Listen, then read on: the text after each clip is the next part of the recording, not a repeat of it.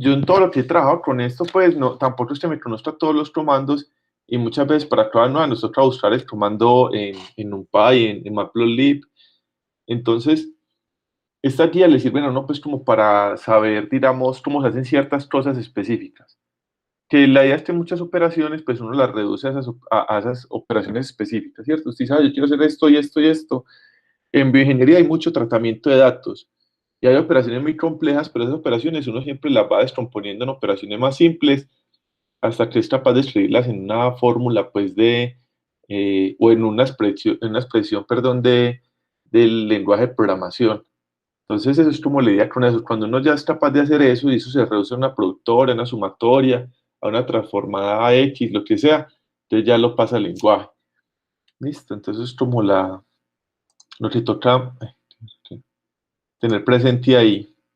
Entonces, lo mismo pasa con esto. Si uno quiere graficar ciertas cosas y todo, pues tiene que saber primero qué es lo que quiere graficar, dónde salen los datos, cómo se organizan y ya luego llamar las rutinas correspondientes. Listo, querían, digamos que acá hay muchas rutinas condensadas, más de las que nosotros solemos utilizar en un curso. Listo, esta es una plataforma pues de visualización que se trabaja con los ND-arrays, que son los arreglos n-dimensionales de NumPy. Y también trabaja pues con la parte de SciPy. ¿Listo? Eh, Esto se concibió para esta plataforma de Python, que Python es la consola interactiva que trae el Python, que es una consola interactiva, una consola donde usted puede ir metiendo instrucciones de Python y él se las va ejecutando. El lenguaje Python es un lenguaje de programación, o sea, lo que uno hace es que uno une un montón de instrucciones y después de unirlas uno las ejecuta. Con MATLAB, si alguno de ustedes ha trabajado en MATLAB, ustedes se dan cuenta que MATLAB tiene una consola donde uno puede ir dándole instrucciones y él las va ejecutando a la medida que uno le dando la instrucción individual. Entonces, como la competencia para eso fue la consola interactiva de Python. ¿Listo? Entonces, este Matplotlib fue pensado para que se uniera con una consola interactiva. Así como uno dice MATLAB, plot, tal cosa, entonces uno en Matplotlib diría mp.plot, pues tal cosa y te saca también el gráfico. ¿Listo?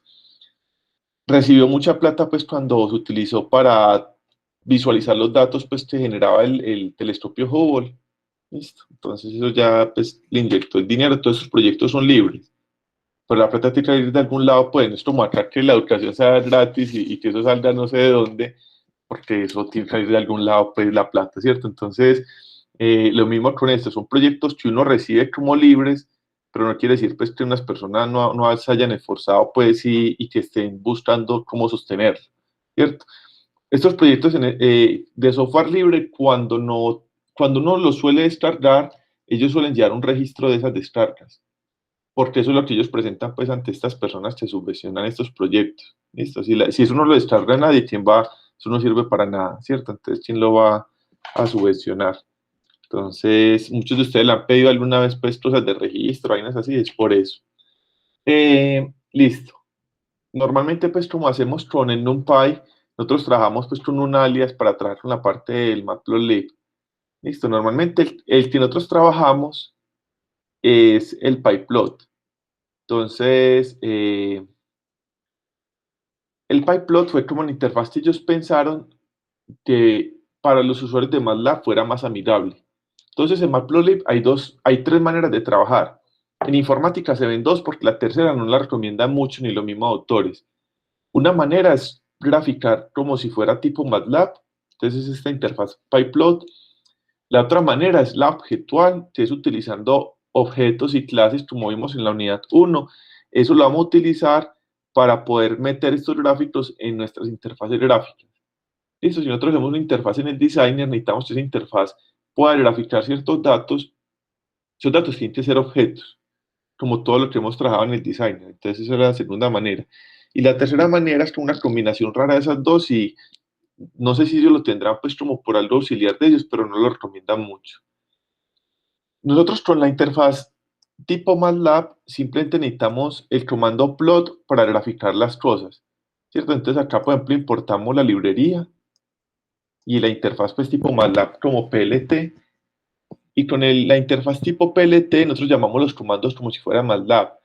En MATLAB, si alguno de ustedes ha trabajado, hay comandos como plot, subplot, grid, ¿Qué otros comandos hay que yo recuerde en este momento? Axis. Entonces, comandos que están como en MATLAB para manipular los gráficos, uno los puede llamar, en este caso, con plt punto y el comando como tipo MATLAB. Acá sería el plot que recibe un X y un Y, ¿cierto? Estamos graficando un seno, pues, que va de 0 a 10. Entonces, acá está el comando que ustedes habían preguntado ahorita, el de line space. Te le da que en este comando line space, este crea una partición lineal en este intervalo entre 0 y 0 y 10, ¿cierto? Entonces, si ustedes ven acá el gráfico, está graficado entre 0 y 10, ¿listo? Y entre 0 y 10, en este line space, estamos pidiendo que saque 100 datos, ¿listo? Entonces, va a coger ese intervalo entre 0 y 10 y va a sacar datos cada punto 1, ¿cierto? Que cuando nosotros tendríamos, pues, el intervalo dividido el número de puntos y ahí nos daría el tamaño de paso que él generaría. Acá los datos se ven continuos, o sea, cuando nosotros llamamos plot, él genera una línea continua, pero realmente nosotros no estamos dibujando líneas continuas, pues nosotros no estamos trabajando con datos continuos, son con datos discretos, ¿cierto? Como les acabo de decir, datos se tiene un tamaño de paso de punto 1. ¿Listo? Al final le damos el comando show y él nos muestra pues como todo. El Matplotlib tiene por defecto el comportamiento de que uno le va pasando datos con plot y él crea un gráfico y él va sumando esos gráficos, perdón, esas curvas hacia el gráfico original que creamos. Y cuando le damos show, muestra el único gráfico con las curvas que se generaron. Entonces acá está el seno y el coseno, pues con su debido de fase, de pi medios, pues que hay entre los dos, eh, sobre un mismo gráfico. Sobre un mismo gráfico, las dos curvas de seno y coseno. Listo. Él también le va asignando los colores en este caso, pero también se puede manipular. Entonces, la idea con el comando show es mostrarlo al final de cada script. Nosotros en esta unidad no trabajamos con script, trabajamos más fácil con lo que nosotros llamamos notebooks, que es lo que uno trabaja con Jupyter o con Colab. ¿Listo? Entonces, normalmente en los notebooks uno tiene una celda y al final de la celda, si va a graficar, pues pone el show. ¿Listo? Porque cuando uno está trabajando con un script, como se trabaja, por ejemplo, en el Spider, si uno trabaja con múltiples show, dice que se puede generar pues como un comportamiento no predecible. ¿Listo? Ustedes pueden hacer que el Spider genere gráficos. Cuando uno crea los gráficos en el Matplotlib, él por defecto los pone en la consola interactiva. ¿Listo? Entonces en la consola donde uno va metiendo los comandos, él va metiendo unos gráficos chiquitos. ¿Listo? Hay manera de hacer que esos gráficos se muestren en una ventana aparte, que es como con estas instrucciones que están acá. Pero nosotros, pues digamos que no vamos a explorar tanto eso, y en el Colab, pues si no hay cómo sacarlo aparte, y generar los gráficos pues en el mismo notebook. Listo. Entonces, como les decía, está la interfaz tipo MATLAB, que con la interfaz tipo MATLAB trabajamos con la librería PyPlot. O sea, Matplotlib tiene como unos subpaquetes y uno de esos subpaquetes se llama PyPlot. En ese paquete PyPlot están las gráficas tipo MATLAB. Muchachos, una pregunta, y muchachas, ¿alguno de ustedes ha trabajado con MATLAB? No. ¿Alguno ha trabajado? ¿Alguien puede decir sí o no? Nadie. Que se supone que por materia nosotros aprenderíamos a utilizar MATLAB, pero para Fourier. Ah, listo. Entonces, Pero ¿alguno ha no Profe, visto yo Fourier? tecnología. sí, pues con ¿Quién lo dijo que mismo, con sí? matemáticas especiales. ¿Quién dijo eso? ¿Luz o No, Melissa, Melissa? sino ¿Y que sí tengo matemáticas? naranjito. Pero, ¿matemáticas qué? Especiales. Profe, pero es que acuérdate que yo no soy de bio, Ah, ¿tú eres de química o de eléctrica? de mecánica. De mecánica. Ay, ninguna. Como 20 Ni carreras y la una ni, ni la otra. ni la una ni la otra. Listo, Melissa. Ah, ¿cómo así? Yo no me acordaba. Yo estoy la mejor estudiante de bio y yo no. Mira, Mm.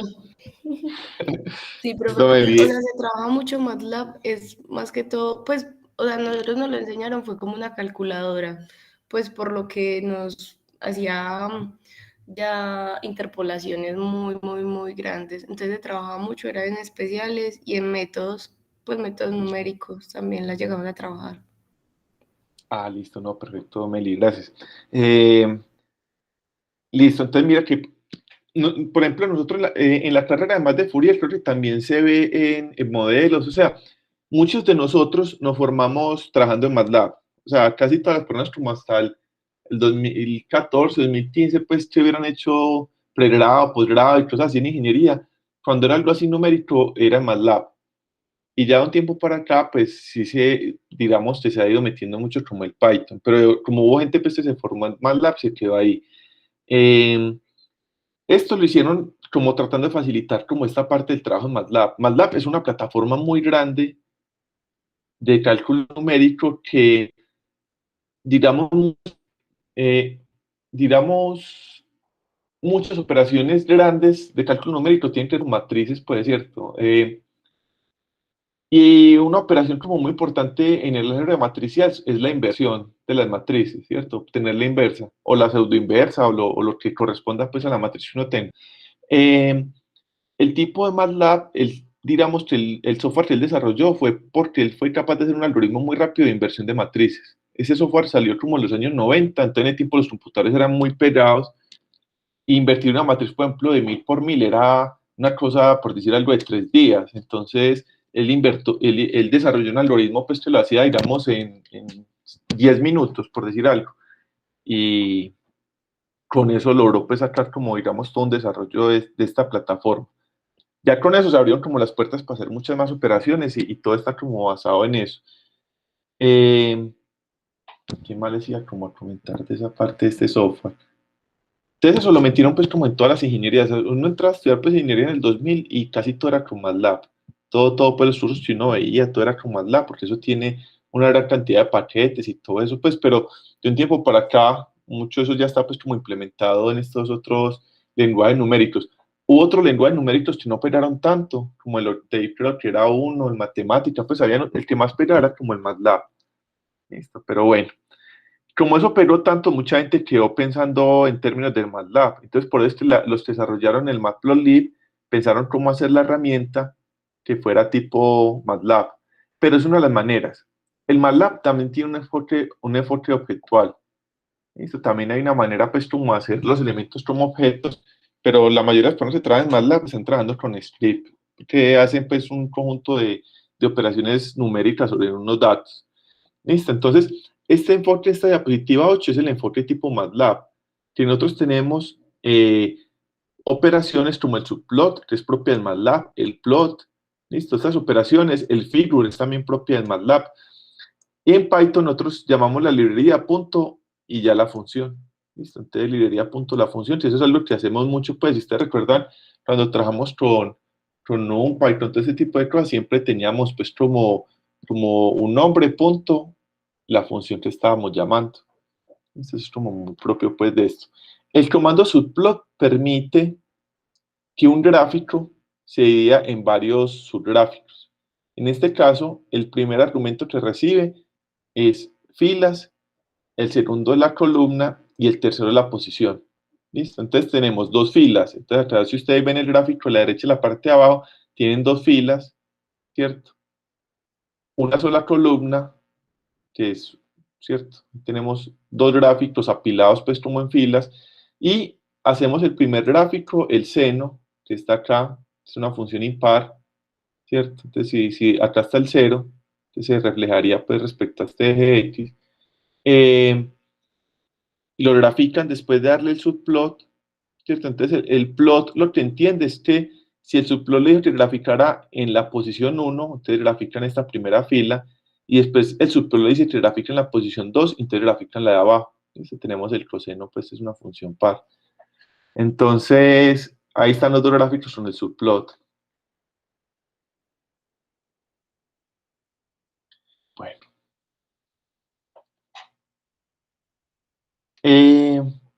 El problema con esta interfaz tipo MATLAB es que uno no tiene control sobre los gráficos. Uno después de que hace el gráfico, pierde como control de él. No hay como una... Recuerda que la idea con los objetos es que nosotros tenemos un identificador, nosotros decimos, por ejemplo, P igual a persona. Esa variable P me permite acceder a toda la funcionalidad que tenga la clase persona. En esta interfaz nosotros tenemos acá tipo MATLAB, cuando nosotros llamamos plot, nosotros no quedamos ningún tipo de referencia o de variable que nosotros podamos seguir manipulando. Se hace el gráfico y ya perdemos control sobre él. Entonces eso es lo que había. Para no tener siempre control de lo que se está graficando, fue que se hizo esta interfaz orientada a objetos. Porque con la interfaz orientada a objetos, todo lo que uno hace, los gráficos, las curvas, los puntos, todo se convierte en objetos. Entonces, usted quiere manipular ciertas propiedades de la curva, usted tiene una referencia o una variable que está ligada a esa variable curva, y usted con eso, o a ese objeto curva, perdón, y usted con esa variable hace los respectivos llamados para manipular esas curvas. ¿Listo? Entonces, eso es lo que está pues como en esta interfaz objetual. Eso por un lado, y por otro lado, otros entornos que son orientados a objetos, pues solamente entiende si usted le pasa objetos. Eso lo vamos a ver pues cuando probamos interfaces que permitan graficar datos. ¿Listo? Acá está la interfaz objetual. Entonces nosotros podemos llamar al método subplot o a la función subplot y él me va a volver la figura y me va a volver los ejes.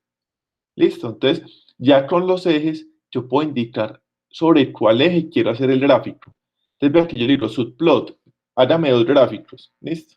Entonces, él me vuelve los axis, que serían los ejes. Pues yo lo ordeno esta variable AX. Entonces, yo le digo AX en la posición 0, grafíqueme el seno. Entonces, me grafica el 0. AX en la posición 1, grafíqueme el coseno. Me grafica el coseno. Si yo quiero modificar esta del seno, pues como esta curva del seno, perdón, está sobre los axis 0, yo cojo los axis 0 y grafico otra cosa.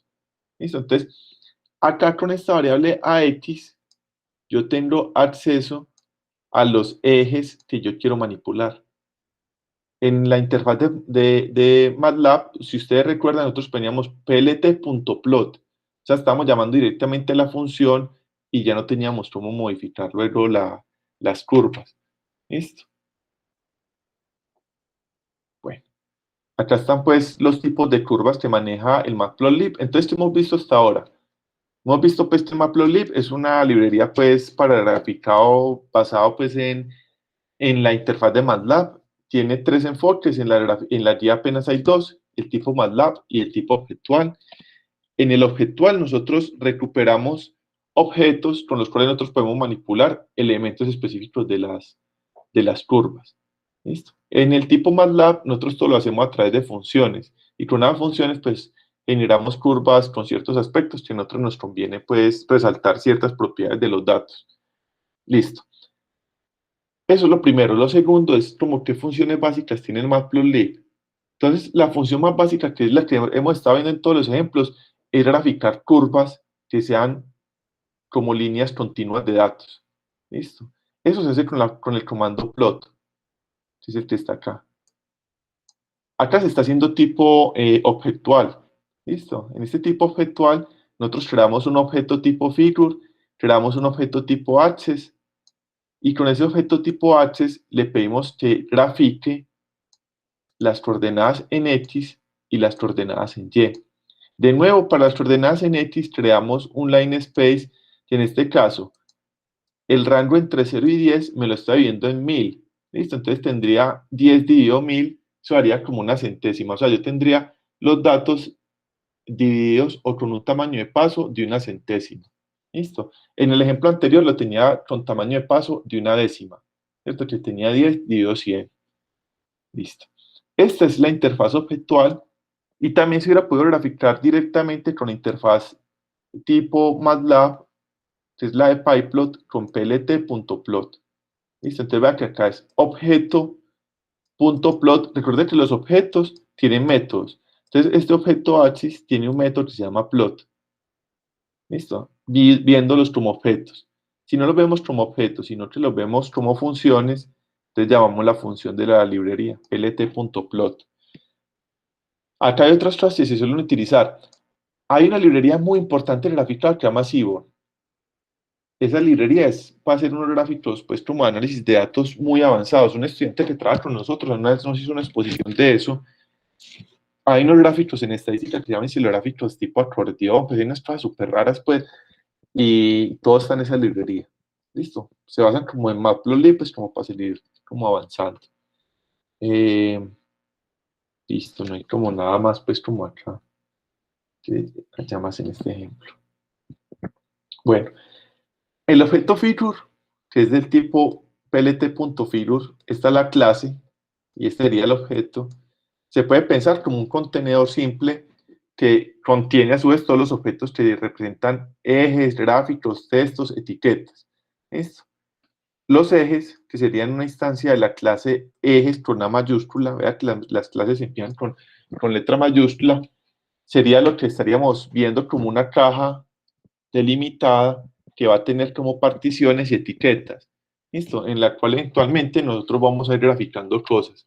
Entonces, esto que nosotros estamos viendo acá sería como el objeto access. Y este objeto access va a estar contenido en una paleta grande o en un contenedor grande que se llama alfigure. Eso va a ser muy importante luego cuando lo veamos la parte de las interfaces. En las interfaces gráficas nosotros vamos a tener como un contenedor de figuras sobre el cual nosotros podemos graficar. ¿Listo? Bueno, entonces, más gráficos pues simples de curvas. Entonces esto tiene este comportamiento pues por defecto de que superpone los gráficos sobre un mismo axis. ¿Listo? Entonces si queremos crear una figura con múltiples curvas, simplemente se llama el comando plot múltiples veces, antes de llamar el comando show. Y él puede superponer todas estas curvas. ¿Listo? Esas curvas se les puede como adjuntar, cambiar propiedades, como por ejemplo, si son punteadas, si son interlineadas, esas cosas, o el color, se les puede cambiar tanto desde la interfaz objetual como desde la interfaz pues, de tipo MATLAB. Acá están los ejemplos tipo MATLAB. Listo, estamos llamando la rutina plt.plot, llamamos el gráfico y les asignamos un color. ¿Listo? El color azul, el color verde, ¿cierto? Acá está pues como esta paleta RGB CMYK en escala de grises, ¿cierto? Entre 0 y 1 pues que sería 0 negro y 1 como blanco. En código hexadecimal ese color. ¿Listo? O sea, hay unas variedades pues como raras, como una combinación de los colores primarios RGB, ¿cierto? Entonces le paso cuánto de rojo, cuánto de verde y cuánto de azul. ¿Listo? Entonces, bueno, esto es como para, tipo pues como para mostrar en interfaces web. Entonces ahí están todos los gráficos, ¿listo? El azul, Profe, el verde, hola. para la parte que dice color es igual a G, ¿la G es una variable que tengo que asignarle? O... Nada, mira que está entre comillas. Entonces mira que le está entendiendo que es como una cadena y él ya sabe que entre comillas cadena es la verde. Y él reconoce, por ejemplo, R, G, B, el K que es negro, ¿cierto? O sea, él reconoce y uno puede hacer como pequeñas combinaciones con esto, pues con estas letras, como para que le dé colores a uno. ¿Listo? O Listo, ponerlo profe. directamente largo, blue, green, red. ¿Listo? Listo. Gracias, profe. Listo. Entonces, bueno, acá están los diferentes gráficos pues que se estaban haciendo ahí. Ese era para el color. Este es, por ejemplo, el tipo, la propiedad para el aspecto de la curva, ¿cierto? Que la curva puede ser, por defecto, es sólida, o sea, es continua. Puede ser punteada, puede ser como interlineada y punteada, ¿cierto? Puede ser toda punteada, o sea, esta es interlineada y esta es punteada, perdón, ¿cierto? Entonces esta es interlineada, interlineada y punteada, punteada toda, ¿cierto? Se puede poner en palabras o se puede utilizar estos elementos, ¿cierto? Como un menos, él entiende que es sólida. Menos, menos, entiende que es interlineada. Menos punto, entiende que es interlineada y punteada. Entonces, vean que acá está en el gráfico, la de más abajo azul, continua, la naranja es interlineada, la verde es línea, punto, la roja es punteada toda, ¿cierto?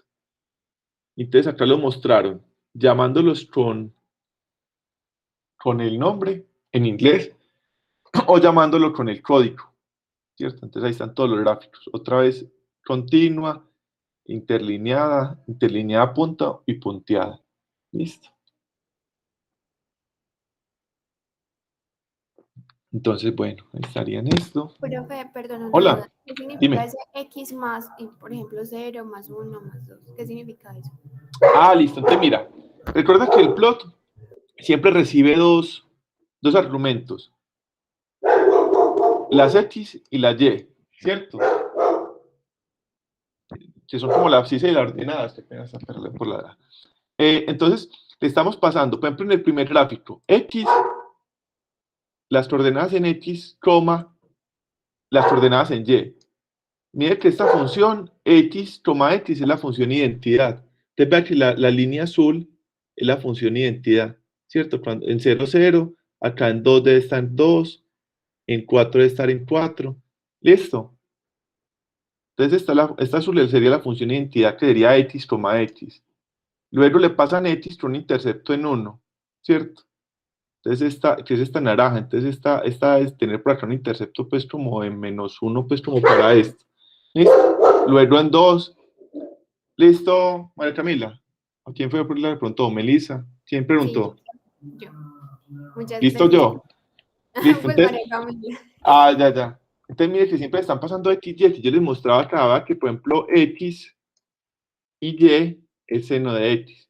¿Listo? Acá no, también seno de X y ya un X pues con un pequeño desfase, que estos desfases sí le están tirando pues como hacia la derecha. Entonces vea que todos los gráficos siempre era X, o sea, el comando plot siempre recibe las X y las Y. ¿Listo? ¿Listo? Sí, profe, muchas gracias. Bueno, esta es su pregunta. Luego tenemos los comandos pues para manipular el aspecto del gráfico. O sea, un comando para manipular el aspecto del gráfico era, por ejemplo, el subplot. Que nosotros en un mismo figure tuviéramos, por ejemplo, dos ejes, ¿cierto? O más. Nosotros podemos tener un subplot de tantos gráficos como queramos. ¿Listo? Este es otro, que es para modificar, por ejemplo, los límites en X y los límites en Y. ¿Cierto? Nosotros le podemos decir xlim que vaya desde -1 hasta 11. Entonces vea que acá tenemos el eje X que empieza desde -1, acá no lo está mostrando, pero acá debería estar -1, y acá después del 10, acá estaría el 11. ¿Listo? Entonces vea que acá él por defecto como que los pone del tamaño de los datos que tenemos. ¿Listo? Pues acá no me lo está mostrando, perdón. Pero es que lo pone muy cerca, pues, como el tamaño que nosotros tenemos. O sea, ahí no se ve como mucho en X, se ve más fácil, es como en Y. Vea que en Y yo le pongo de menos 1.5 hasta 1.5 los límites de este eje Y. Entonces vea que ahí me sobró mucho espacio por arriba y más espacio por los lados. ¿Listo? Entonces esto es para manipular pues, los límites de los ejes de graficación.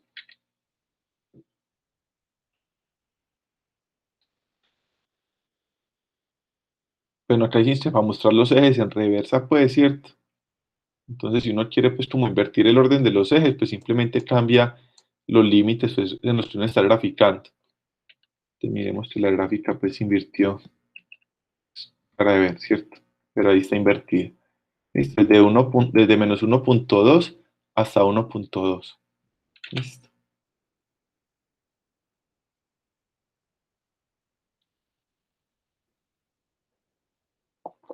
O ya el mismo comando axis que te recibe todos los ejes, ¿cierto? X y Y.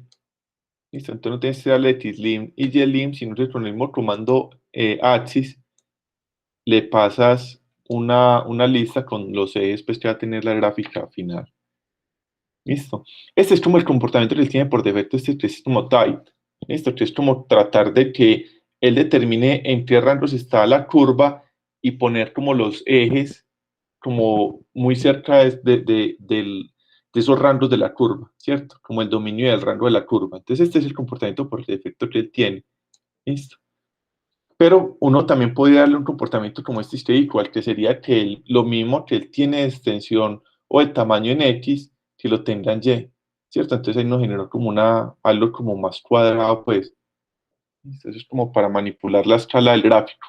Manipular la escala del gráfico es muy importante porque hay ciertos gráficos que para cierta escala no se ve como nada, pues, ¿cierto? Entonces se trabaja con eso. Uno a los gráficos también le puede poner etiquetas, ¿listo? Entonces le puede poner un título.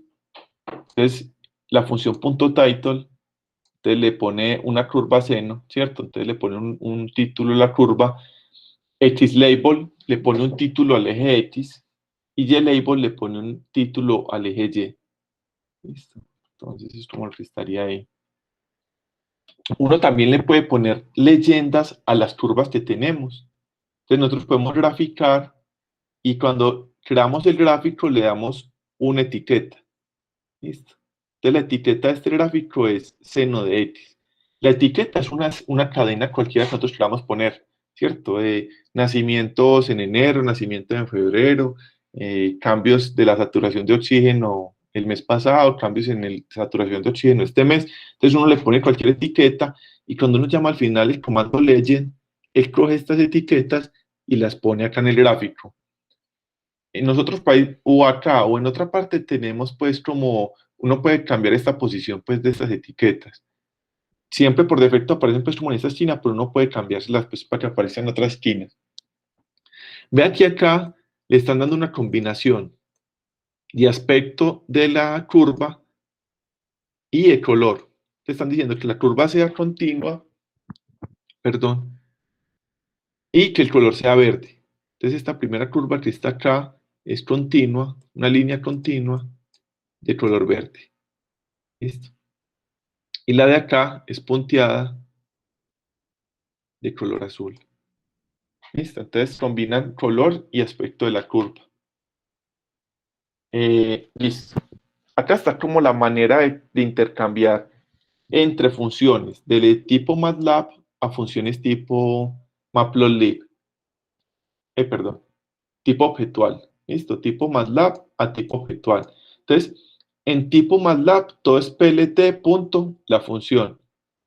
En tipo objetual, perdón, nosotros tenemos un objeto que es del tipo access y llamamos la función. Esta xlabel la llamaron set, que es como asignar xlabel, asignar ylabel, asignar xlim, asignar ylim y asignar título.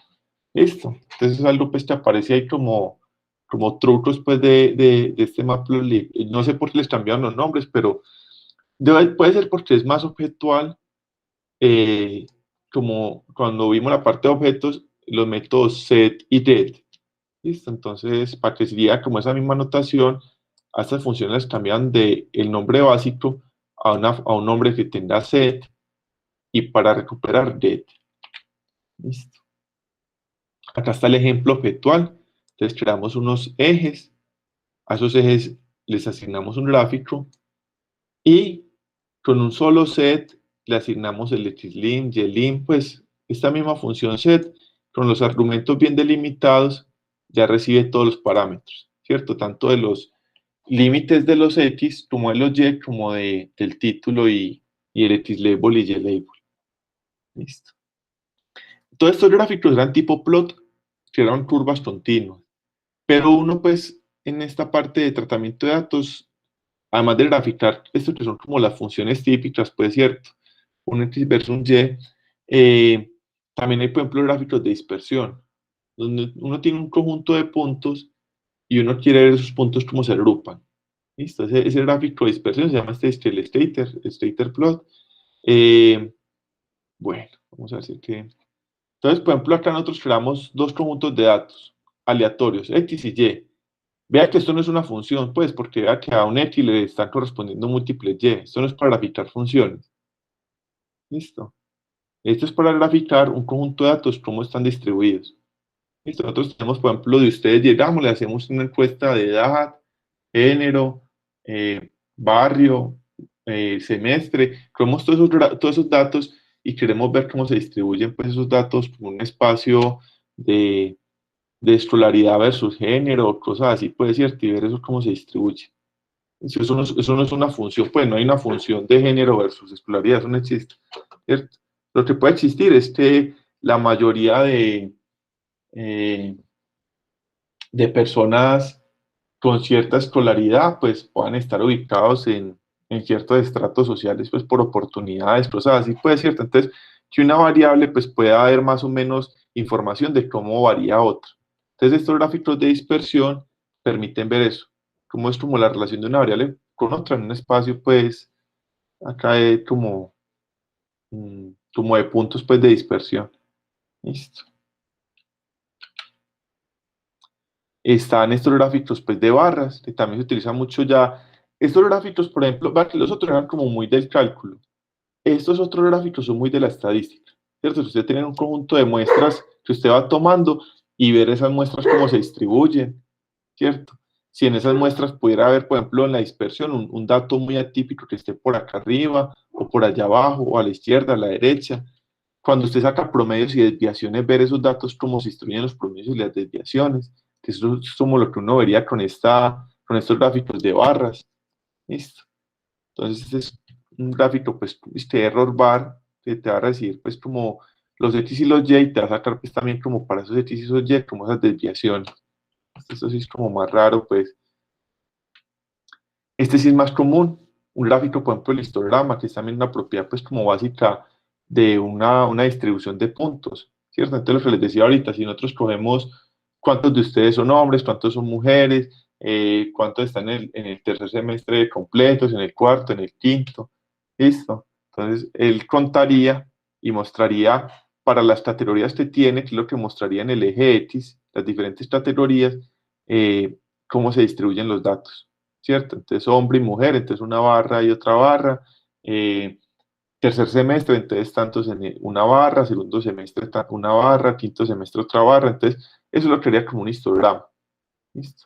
Acá para el histograma, pues el comando .hist, él recibe los datos y él por defecto los particiona los datos y genera las barras. Uno también le puede dar pues como las particiones. ¿Listo?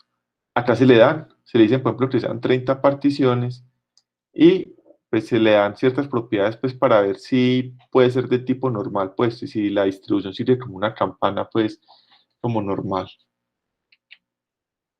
Aquí hay múltiples gráficos pues de un histograma, pero estas son características ya muy bonitas, pues mire que por ejemplo estos histogramas tienen niveles de transparencia y todo. Entonces, como les digo que esto era una guía de referencia, pues si hoy o mañana ustedes quieren ver cómo se hacen ciertas cosas avanzadas en estas librerías, pues acá les sirve. Nosotros lo que trabajamos básicamente son gráficos de barras, los plots sencillos, entonces como lo que estaría acá. Bueno, este histograma también nos puede devolver a nosotros, pues, cuántos datos están para cada categoría. ¿Listo? Entonces con este comando histogram, pero este es de NumPy. ¿Listo? np.histogram, uno le pasa los datos y nos devuelve cuánto dio para cada dato y en qué categoría, ¿cierto? Entonces, si las categorías son dos, por decir algo, cuánto dio para una categoría y cuánto dio para otra. ¿Listo? Acá es un histograma bidimensional. Entonces, vean que estas son cosas ya como muy locas, pues si uno tiene datos como muy variados. Por ejemplo, las imágenes médicas y todo el tipo de imágenes que ustedes traen, por ejemplo, la carrera de lo que sea que estén capturando, puede generar distribuciones de datos que son bivariadas, pues, y en este caso tendríamos un histograma en 2 dimensiones. ¿Listo? De nuevo en NumPy uno puede también obtener el histograma 2D, los conteos y los datos en X y en Y, ¿cierto? Pero esto ya como que supera. Bueno, una propiedad que sí es muy importante es como poder tener múltiples gráficos al tiempo, separados. Para eso se utiliza la función de subplot. Listo, que como ya les mostré, el subplot pues permite coger el gráfico y entenderlo como una matriz, donde uno puede irlo por filas y columnas y especificar en cada posición de esa matriz dónde iría cada gráfico. ¿Listo? Bueno, vamos a ver por acá como comandos con eso. Estos son como opciones ya como muy avanzadas, pues, ¿cierto? Nosotros podemos incluso dentro de un gráfico especificar coordenadas para un gráfico nuevo. Entonces, vean que acá tienen, por ejemplo, un gráfico grande y hacen como un zoom en estas posiciones. ¿Listo? Entonces, esta posición X y Y le dan acá este gráfico, entonces se desplazan acá en X 0.65 y en Y 0.65 y quedan parados acá. Y le dan un tamaño de 0.2 a la izquierda y 0.2 hacia arriba y quedan este subgráfico. ¿Listo? Es una capa, pues, digo yo, como bastante avanzada, pues, pero puede servir de referencia como para hacer gráficos para quizzes y cosas así, pues, que uno les presente acá. Esta es como la opción más convencional, pues, como uno simplemente crear los dos subplots y ya en cada plot, pues, uno hace como los gráficos como que uno necesite. ¿Listo? El comando subplot que mostramos en las primeras diapositivas ese es como el más automático. Acá están creando subplot especificando coordenadas para los gráficos. ¿Listo? Entonces es como más loco pues uno imaginarse dentro de un espacio unas coordenadas para unos ejes y ya sobre esos ejes hacer los plots. ¿Listo? Entonces vea que acá una figura le están dando a unos ejes unas coordenadas. ¿Listo? Entonces creando gráficos así y ahí los grafica. ¿Listo? Eso es la manera como más loca, la manera es como más intuitiva, es utilizando los subplots. ¿Listo? Que quedan como grillas o mallas de gráfico. Entonces, por ejemplo, acá, dentro de un for, crean una matriz de 2 filas, ahí se ven que hay 2 filas y 3 columnas, ¿cierto? Entonces obtienen 6 subgráficos. Y en cada subgráfico empiezan a graficar esta cadena, ¿listo? Entonces la cadena simplemente está mostrando cada gráfico a qué posición corresponde. Entonces este corresponde a la posición 1, la posición 2, a posición 3, 4, 5 y 6. ¿Listo? ¿Qué quiere decir eso? Cuando nosotros creamos un gráfico con subplot de 2 filas y 3 columnas, él empieza a contar las entradas de esa matriz con la fila superior y la columna a la, pues a la izquierda. ¿Listo? Desde ahí empieza a contar. Entonces vea que el primer gráfico va a estar justo en la esquina superior izquierda. Este sería hasta acá. Uno, como hace subplots, le puede añadir espacios horizontales y verticales para que no queden tan apilados. Vea que acá, por ejemplo, los datos quedaron muy juntos entre los gráficos. ¿Listo? Uno puede darle un espacio horizontal y vertical para que los subplots que uno haga no queden tan apilados. ¿Listo? Entonces, se utiliza este comando que ajusta pues el espacio horizontal y vertical. Vea que ya con eso, vea que los datos de los ejes no quedan superponiéndose con los gráficos anteriores. ¿Listo? Entonces es como otra propiedad que hay como de referente. ¿Listo? Bueno, no, yo creo que ya que hay como más propiedades de las que podríamos ver en este momento. Yo quiero es como aprovechar, o sea, muchas de esas propiedades realmente no todas las utilizamos pues como en el curso, pues porque realmente esto es muy avanzado. Como les había mostrado alguna vez, todo esto lo hemos ido sacando de referencia a este libro. Es un libro pues de ciencia de datos en Python, donde no solamente sacamos lo de NumPy y Matplotlib, sino que también sacamos una parte de Pandas, que es otra librería que se ve pues como en el curso de señales. Entonces, por eso tomamos pues en cierto momento la definición, la determinación de aclarar todo lo que hay en el libro, pero así hay cosas que realmente nosotros no hemos llegado pues a ese nivel de detalle de graficar todo pues así. ¿Listo? Entonces, yo creo que les queda como de referencia. Bueno. Yo creo que ya la idea con estas dos cosas vistas es como empezarlas a practicar. ¿Listo? Entonces, yo les voy a dar 5 minutitos para que aprovechemos los últimos 20 minutos de la clase para ver una guía que tengo yo acá en Colab, pues del manejo de NumPy y Matplotlib y también para discutir un poco de las clases invertidas. ¿Les parece bien?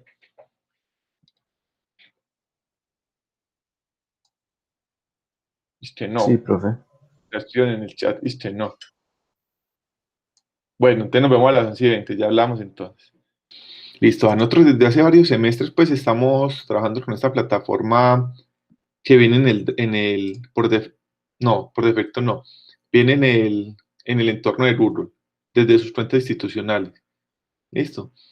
Si no viene, eso tiene como una manera de instalar, pues uno puede instalar como cosas en el Google pues, y entre ellas uno instalaría el Colab.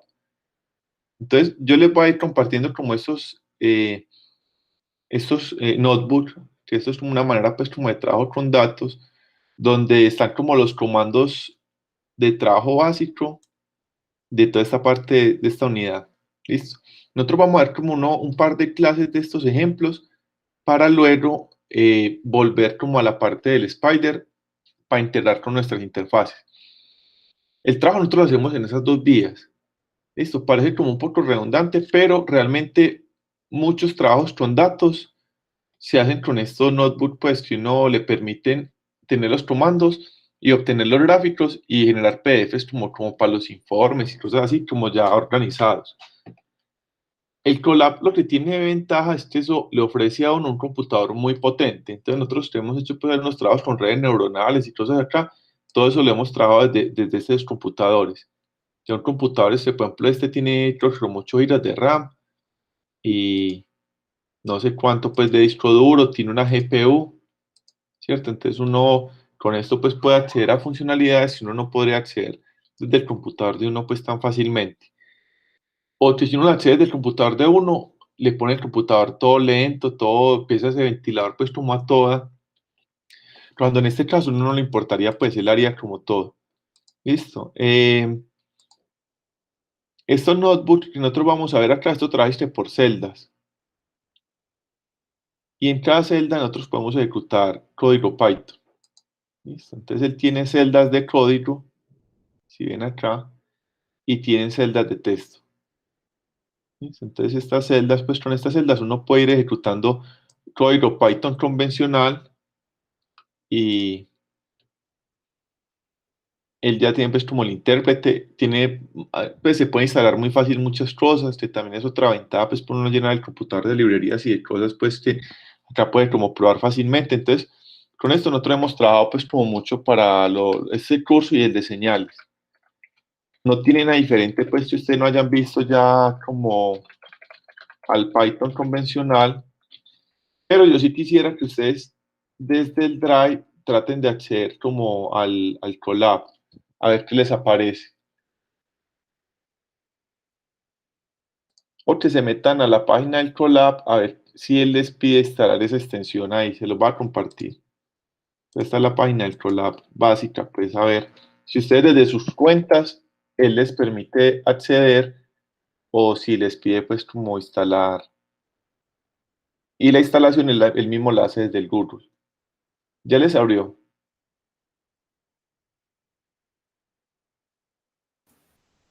Procesando, profe. Aquí entramos al Colab. También es primera vez que manejo esto. Profe, pues yo cuando vi Info 1, yo sí trabajé con Colab pues porque eso es online, ¿cierto? Cuando era trabajos en equipo. Mm. Y pues a mí me pareció un poquito más complicado de manejar. Porque ahí había, pues incluso el profesor nos decía que era un poquito más complicado porque la importación de las carpetas era más difícil. Ayer les va a comentar eso. Esperemos que todos tenemos el Colab para que quedemos en ese punto preciso. Sí, porque igual creo que hay muchas cosas que no se pueden hacer en Colab porque, digamos, el manejo de base de datos y eso, yo me acuerdo que sí o sí lo teníamos que hacer en Visual porque se tenía que instalar algo en la consola. Listo, No, no, no pero necesariamente en Visual, en base de datos. Bueno, o en Pues, Spider o en otro, pero en Colab no se sí, dejaba. sino que se necesitaba tener instalado unas pendejadas de MySQL en el PC directamente. listo, sí es verdad. No, esto instala lo que sea, pues, o sea, cualquier librería Python esto lo hace, pero obviamente la base de datos, pues, esto no tiene o sea, esto no es un computador, esto es como decía acá, un colaboratorio. A mí me parecía así, y yo desde acá puedo crear un notebook básico, pues, nuevo, como el que le mostré ahorita. Listo, pero a ustedes, ¿cómo les aparece? ¿Les aparece para instalar o cómo les aparece? Profe, a mí me parece igual, así como usted. Ah, listo. Entonces, ¿a quién no le parece así que lo tenga que instalar?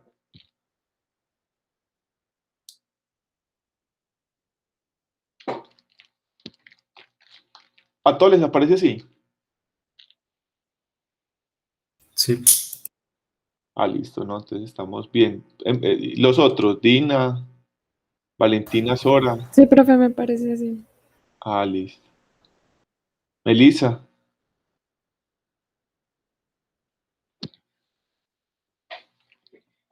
Melissa nos abandonó. Joan ya habló. Joan, ¿usted por qué le aparece así? ¿Usted dónde trabajó con Colab? ¿Yo? No, ni idea. Eso es nuevo para mí. Listo, perfecto. Bueno, entonces, Profe, pero en Info 1 no, pues en Info 1 uno trabajaba varias veces con Colab o sí, ella. Sí, Angelo Ver sí sí. trabajaba mucho ahí.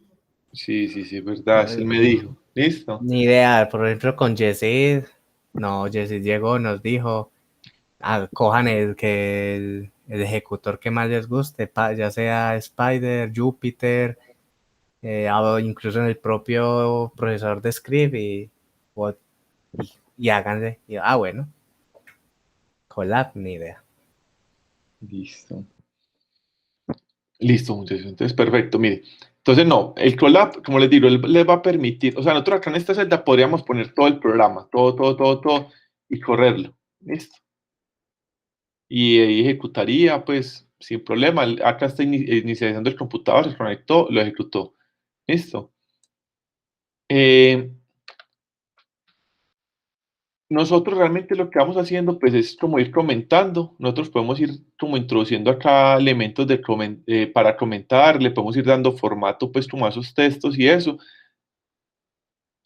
y intercambiar esos comandos con código. Listo, nosotros vamos intercambiando esos comandos con código. Eso no tiene misterio, pues esto es como igual que el Spider. Lo único que de pronto ustedes decían ahorita que puede ser un poco raro es el acceso a los datos. Porque los datos, él nos genera un espacio por defecto que se llama este espacio del contenedor, el content, esto que está este de acá. Nosotros acá a este espacio podemos arrastrar datos que nosotros tengamos por ahí. A ver si yo tengo acá los datos. Por ejemplo, esta señal. Yo puedo coger ahí y subir unos datos y ya me quedan accesibles. Va a terminar este ejemplito con esto y miramos después lo otro. Entonces podemos que suban los datos, eso es como demorado.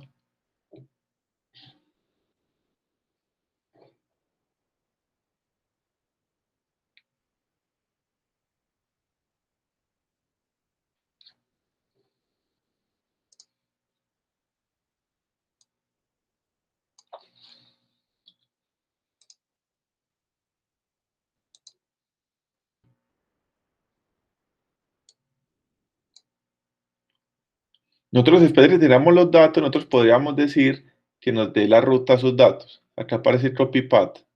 Listo. Entonces le pedimos que nos dé la ruta. Y acá hay una instrucción que se llama cio.loadmat.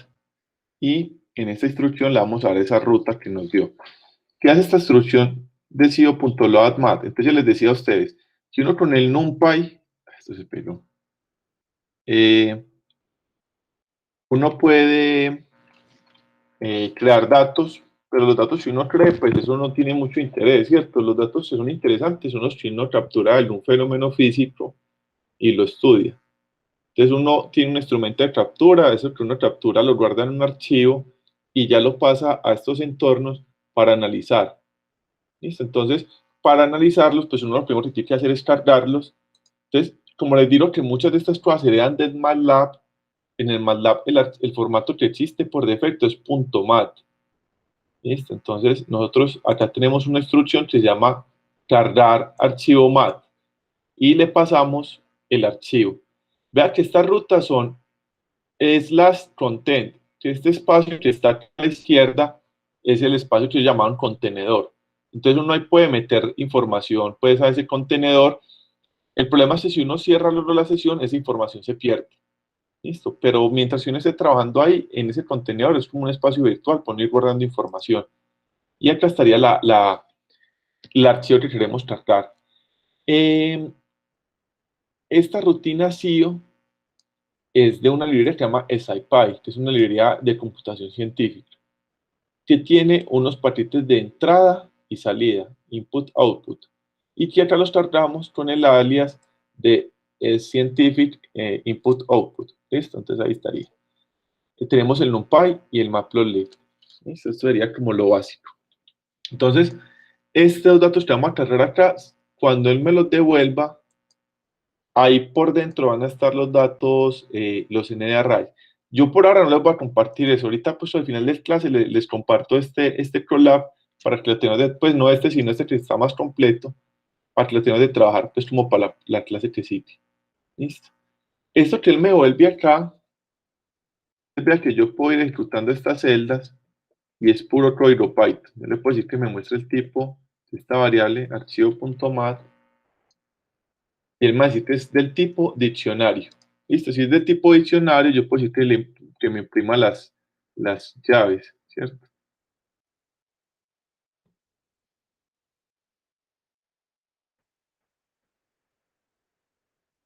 Entonces, las llaves que tiene este diccionario es una llave que se llama history header, otra que se llama version, globals, este set name, srate y data. ¿Listo? La persona que creó este archivo, para que otra persona lo pueda utilizar, tiene que indicarle cómo está organizado. Si uno le pasa un montón de archivos, pero no le dicen que hay ahí, estos archivos no se abren con doble clic, pues como los archivos uno normalmente tiene pues en el computador, ¿cierto? Por estos archivos son de datos científicos, entonces se tienen que abrir con algún programa pues que soporte pues como ese cómputo científico. Como eso no está generalizado, pues alguien te tiene que dar la información de cómo están distribuidos esos datos. Yo conozco estos datos y yo sé que en todos estos campos que están acá, el que es de interés para mí es la variable data, que es la que contiene los arreglos de información. Esta variable srate contiene cada cuánto se tomó un dato de ese fenómeno físico. Entonces vamos a imprimirlo a ver. Entonces, imprimamos acá, creemos una celda nueva y le damos print, archivo, mat, al campo srate, que es una cadena.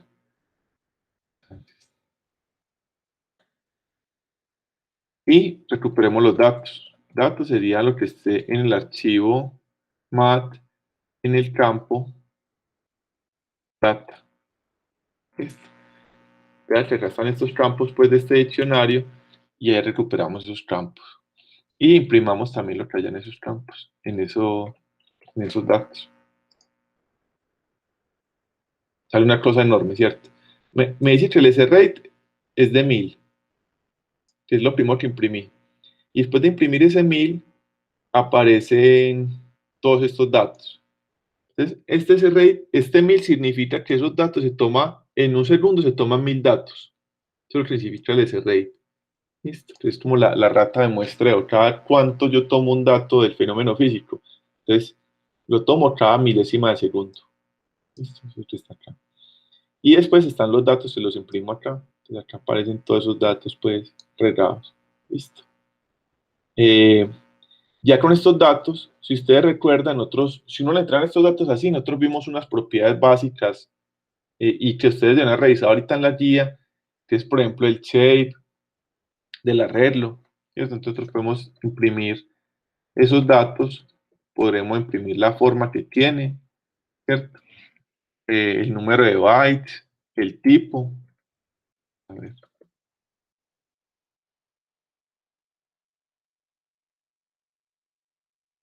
Listo. Y ya otras cosas, pues que eso tendría que ser un arreglo como muy, muy raro, pues como para uno preocuparse por el número de bytes, por la dimensión. Entonces, si ustedes recuerdan esa guía, pues uno de estos datos en el arrays, uno puede recuperar como estos campos. Listo, entonces me dice que esta variable es de 6 filas por 2000 columnas por 2201 matrices. Ya le voy a comentar eso me preguntaban ahorita, ya lo vamos a comentar. Todos los datos son de tipo flotante 32. Entonces, cada uno de estos datos es un flotante 32. Todos estos datos que uno ve acá, todos, ¿cierto? Esta solución por optimizar. Utiliza casi 1.000.000 de bytes. Listo, utiliza casi una mega memoria, pues, esto. 648.000, sí. Y tiene un tamaño en variables que sería como de 2 millones pues y medio, que es el producto de multiplicar estas tres dimensiones. ¿Listo? Eso da 2.312.000. ¿Listo? Entonces, estas son propiedades básicas de una variable muy importante que vimos que se llama ln de array.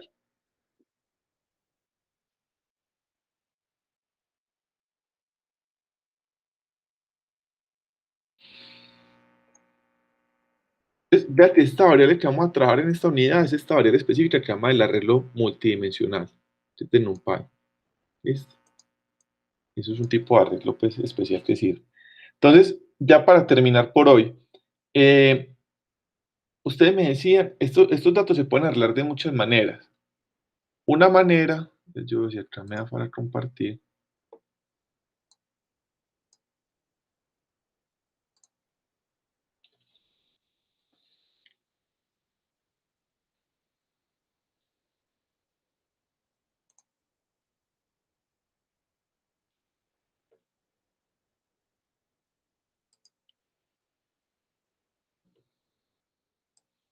Entonces, ustedes han visto siempre, pues, que uno tiene los vectores normales, ¿cierto? Que los vectores le permiten hacer como grupos agregados, pues, de datos, ¿cierto? Ya la estructura que uno veía como por encima de los vectores eran las matrices, ¿cierto? Que eran como un conjunto de vectores agregados. ¿Listo? Entonces uno tiene un vector,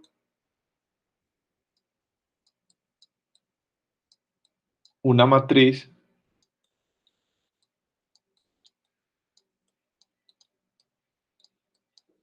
pero hay un elemento como de orden superior a esa matriz, se llaman los tensores, ¿cierto? Que los tensores pueden ser matrices de n dimensiones. ¿Listo? Entonces yo les decía, uno tiene, por ejemplo, los escalares que tienen dimensión 0, los vectores tienen dimensión 1, las matrices tienen dimensión 2, pero hay objetos que están por encima de las dos dimensiones, y esos elementos se llaman los tensores. ¿Listo? Por ejemplo, si ustedes alguna vez ven esos trabajos de Einstein trabaja con tensores, ¿cierto? Esto se llama geometría diferencial, eso es una cosa muy rara. Entonces, en esos tensores pueden aparecer cosas pues, que tienen más de dos dimensiones, y nosotros las vemos como si fueran, o sea, como si uno tuviera una matriz y pegados a matriz tuviera otra matriz, así como uno se imagina que las matrices son vectores pegados, uno se imagina estos tensores y nosotros vemos acá como puras matrices pegadas. ¿Listo? Entonces ahí aparecería como la tercera dimensión. En este caso, eso puede tener más dimensiones, pero ya más dimensiones es imposible graficar. ¿Listo? Entonces uno tiene las filas, que en este caso, en este ejemplo que nosotros tenemos ahí, son 6 filas. Tiene las columnas, tiene el ejemplo que mostramos ahí de Matplotlib, perdón, de NumPy, eran 2000. Y tiene las columnas, y tiene las submatrices, que es como tener más matrices como en la tercera dimensión. Nosotros la llamamos submatrices, pues eso a veces se llama pues épocas o segmentos. Esto, pues simplemente son dimensiones adicionales, que creo que en ese ejemplo que les compartí, se pegó. En este ejemplo serían 201. ¿Listo? Entonces acá tenemos 201 veces que se repite esta forma de 6 por 2000 se repite 201 veces. Y cada una de esas tiene pues diferentes datos. ¿Listo? Entonces ya queda más claro lo de las submatrices.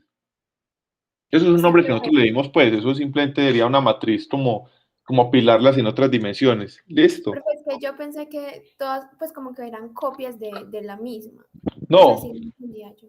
no, tienen las mismas dimensiones de 6 por 2000, pero todas tienen datos diferentes. ¿Listo? Pues Ah, no ok. tienen por qué tener lo mismo. ¿Listo? Sí, señor. Bueno, entonces ya vamos hasta ahí pues como por hoy.